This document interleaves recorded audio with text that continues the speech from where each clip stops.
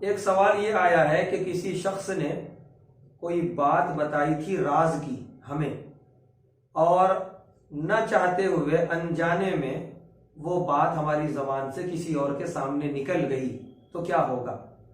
جواب یہ ہے، راز کی بڑی اہمیت ہے، یاد رکھیں۔ اللہ کے نبی صلی اللہ علیہ وسلم نے یہاں تک فرمایا، تم سے کوئی شخص بات کر رہا ہے اور بات کرتے ہوئے وہ ادھر ادھر دیکھ رہا ہے، اس کا مطلب یہ ہے کہ وہ یہ چاہ رہا ہے کہ یہ بات کوئی نہ سنے، اس لیے دیکھ رہا ہے، کوئی سن تو نہیں رہا ہے، وہ صرف تمہیں سنا رہا ہے۔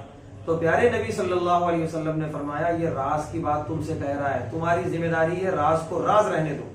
اسی لیے لوگوں کے راز فاش نہیں کرنے چاہیے، بالکل بھی نہیں۔ کہہ رہے ہیں کہ غفلت سے ہو گیا تو غفلت سے ہو گیا، غلطی سے ہو گیا تو اللہ معاف کرنے والا ہے، لیکن آئندہ کے لیے راز کو راز ہی رہنے دیں اور ہمیشہ کے لیے اس کو اپنے اندر دفن کر دیں، ورنہ اللہ کے پاس اس کی پوچھ ہوگی۔